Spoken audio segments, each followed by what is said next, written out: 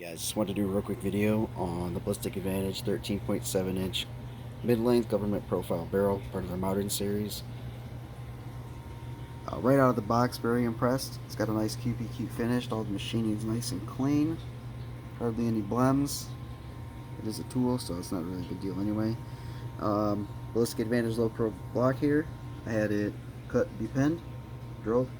Also comes with the set screws, not that we need them. Kind of a stickler for my gas block being pinned on.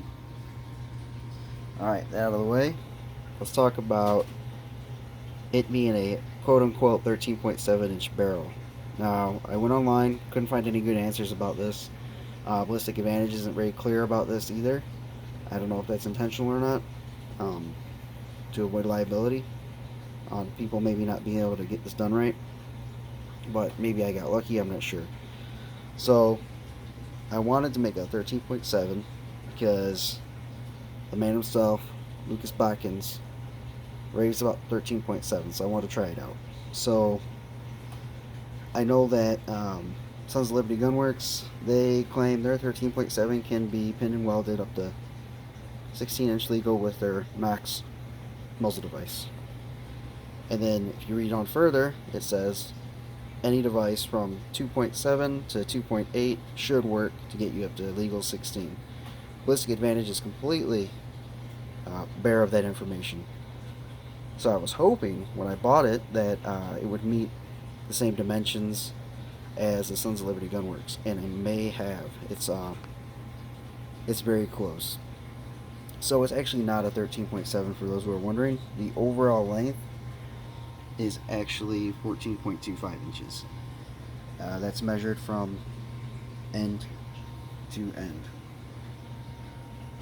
Then when you close the bolt on it, from the bolt face to the end of the barrel, you get 13.875. And then from the shoulder to the end of the threads, you're getting 0.62. Now, I'm too cheap to get the work op, and you can barely find it. It's $130, $140. So I wanted that look, the three-prong look, and it actually does a hell of a job at eliminating flash, so why not? And it is the exact same length as the actual work comp. It's just minus all the super tight tolerances and fancy connection for Surefire suppressors. So it's poor man's three-prong.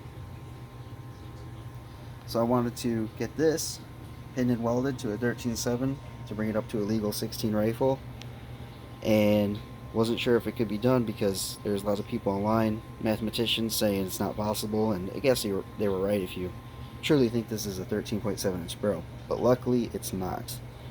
The overall length comes in at 14.25, like I said. Bolt closed brings it to 13.875.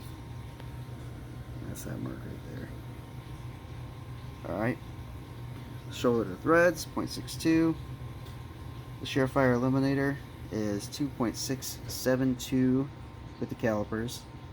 And the crush washer is 0.14, which will lose some size when it's compressed. But with this timed up perfectly, this barrel just barely, and I mean just barely, eats that mark, the 16-inch mark, with the bolt closed. So yes, it can be done. It's not a true 13.7. I don't think that's how they engineered it. I think what they meant was 13.7 from the closed bolt face to the end of the barrel, which is actually still not quite 13.7, more like 13.9-ish. But yeah, it works for those of you wanting to do a 13.7 build on the cheap-ish. Barrel was Barrel was 160 low pro at 40 with it pinned. And I got a melanite gas tube for 15. So came out to 215. The 3P eliminator is only 60 bucks. Comes with the crush washer. Very nice splash hider. I like it. I like the way it looks. And so yeah, You get that bad boy pin and welded, you will have yourself a 16-inch barrel. And you're good to throw a stock on there. Vertical grip.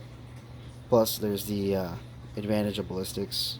You don't lose much over the 14.5, but gain a hell of a lot more than a 10.5, 10.3, even 11.5. So I can see why Lucas Botkins at T-Rex Arms raised about 13.7, but I mean, I don't know yet. I haven't shot this thing, obviously. So we'll see what it's like, and maybe I'll report back then. Alright guys, have a good one.